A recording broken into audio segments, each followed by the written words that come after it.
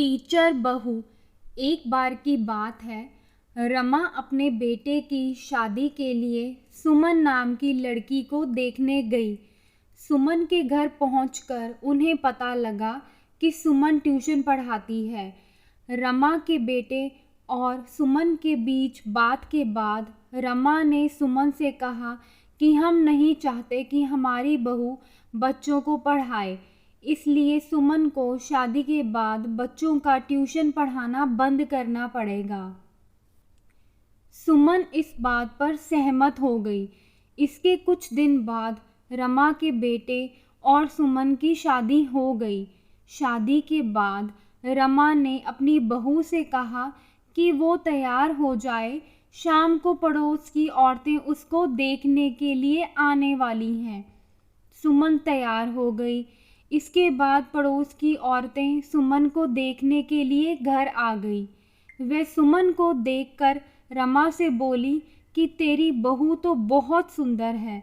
एक औरत ने पूछा, क्या ये नौकरी भी करती है? रमा ने बताया कि शादी से पहले ये बच्चों को ट्यूशन पढ़ाती थी, लेकिन उसको ये सब पसंद नहीं था। उसका बेटा अच्छा कमाता है, इसलिए उसकी बहू को काम करने की कोई ज़रूरत नहीं है। इस पर पड़ोस की एक औरत ने कहा कि मेरी बहू भी तो कंपनी में काम करती है। उसने रमा से कहा कि उसको अपनी बहू को काम करने देना चाहिए। रमा ने उनकी बात को अनसुना कर दिया।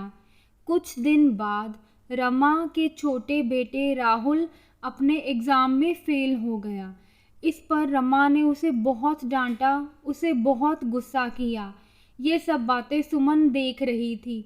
सुमन ने फिर अपनी सास को बोला कि अब से वह राहुल को पढ़ाएगी। रमा ने सुमन से बोला कि वह राहुल को कितना भी क्यों ना पढ़ा ले, लेकिन वो कभी भी पास नहीं होगा, क्योंकि वह पढ़ाई में ध्यान नहीं देता। और इसी तरह इस बात के बाद से सुमन रोज से अपने देवर राहुल को पढ़ाने लगी और राहुल को भी अपनी भाभी सुमन का पढ़ाया हुआ सब कुछ बहुत अच्छे से समझ आने लगा। और ऐसे ही कुछ दिन बाद राहुल के एग्ज़ाम्स दोबारा से हुए और इस बार एग्ज़ाम्स में राहुल के काफ़ी अच्छे नंबर आए।